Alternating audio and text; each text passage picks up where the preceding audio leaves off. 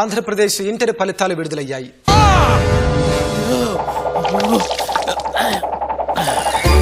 ఇంత ముందులాగా ఈ సంవత్సరం కూడా ఆడపిల్లల ఉత్తీర్ణ శాతం మగ పిల్లల కంటే ఎక్కువగా ఉంది. ఇప్పుడు పూజ అవ్వలేదనుకుంటా. ఈ తరసలడాడే తెలుగు చూడలేక సత్తున్నాం ఇక్కడ మనం. సెకండ్ ఇయర్ లో చూస్తూ ఉంటే 78% అయి ఉంటే ఆడపిల్లలు 81%, మగ పిల్లలు 75%.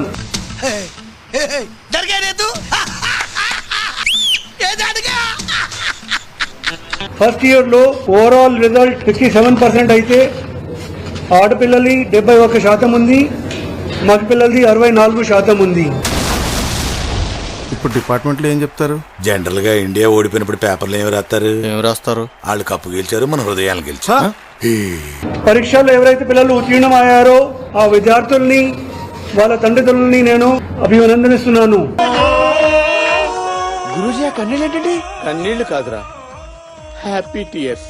కానీ మరి ముఖ్యంగా పరీక్షల్లో ఉత్తీర్ణం కాలేని పిల్లలు ఎవరైతే ఉన్నారో ఈ ఒక ఫలితం వల్లనే మీ ఫ్యూచర్ లో ఏం మీరు చేస్తున్నారు, ఏమి చేస్తారో ఏమిటో అనేది డిసైడ్ అవదు. కాబట్టి దయచేసి ఎట్టి పరిస్థితుల్లో కూడా ఇట్లాంటి క్షణిక ఆవేశంతో గానీ ఏదైనా డిసప్పాయింట్ తో గానీ ఎవరు కూడా ఏటువంటి తప్పు చర్యలు తీసుకోకూడదని నేను అనుకుంటా ఉన్నాను. నేనేం బాధపడను సార్. ఎక్కడో నా తెలివికి శక్తికి తగ్గ ఉద్యోగం చేసి ఎలాగైనా నేను పైకి వస్తానని నాకు నమ్మకం వచ్చింది సార్.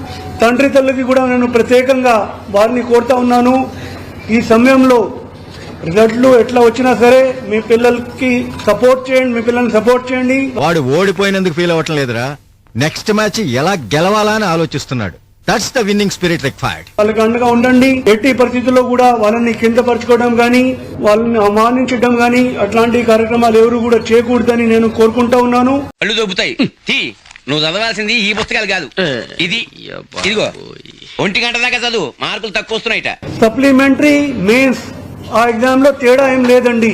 అబ్బా సాయిరామ్, మీ ఏదైతే మార్క్ షీట్ ఉంటుందో దాంట్లో కూడా ఇది సప్లిమెంటరీలో పాస్ అయ్యారో లేక మెయిన్ ఎగ్జామినేషన్ లో పాస్ అయ్యారో అట్లాంటి ఏటువంటి విన్యాసాలు ఉండవు, ఎట్లాంటి తేడా లేదు.